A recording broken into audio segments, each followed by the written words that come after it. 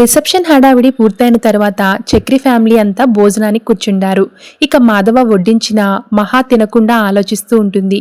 అమ్మ మహాలక్ష్మి, ఏమీ ఆలోచించకుండా తినమ్మా, ఇక నిన్ను ఎవ్వరూ ఏమిబ్బంది పెట్టరని మాధవ అంటాడు. ఇక తరువాత నారాయణ ఫుల్లుగా మందు కొట్టేసి చక్రితో మాట్లాడతాడు. శభాష్రా బేటా, నీ వల్లే ఇన్నాళ్లకి మన ఇంట్లో ఫంక్షన్ జరిగింది అంటాడు. నీకు మందు ఎక్కువైందని చక్రి అంటే, నాకు మందు ఎక్కువ అవ్వడం కన్నా బయట మంది నోళ్లు మూయించావు చూడు, ఆ కిక్కే ఎక్కువైంది. నా పేరు కొద్దో గొప్ప నిలబెట్టావురా, ఇంతమందిని ఇంటి ముందు నిలబెట్టావు, అదిరా నాకు కావాలి. ముఖ్యంగా మీ అత్త దానన్న కళ్ళు నోళ్లు వెళ్ళబెట్టుకుని చూశారా, నా ఎగో సాటిస్ఫై అయ్యింది అంటాడు నారాయణ. ఇన్నాళ్ళు ఏది పట్టించుకోవనుకున్నా, కానీ సడన్గా బంగారం తెచ్చి సర్ప్రైజ్ ఇచ్చావు, అస్సలు ఊహించలేదు, ఉబ్బి తబ్బిబ్బైపోయాను అంటాడు చక్రి. నీ అంత వెధవ కాదురా ఈ నారాయణ.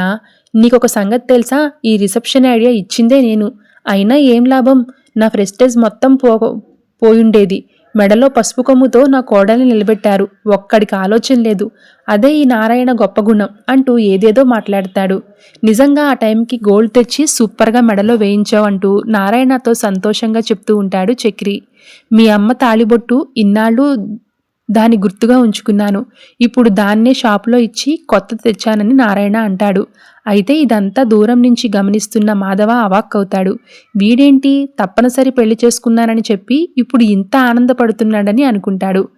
ఇంత ఆనందంలో కూడా చిన్న బాధ, పెద్దోడికి గాని ఆ గాయత్రి నిచ్చుంటే వాడికి పెళ్లి అయిపోయేది కదా, అది మారదురా అని అది మారదు అని తాయారిని తిట్టుకుంటూ వెళ్ళిపోతాడు నారాయణ.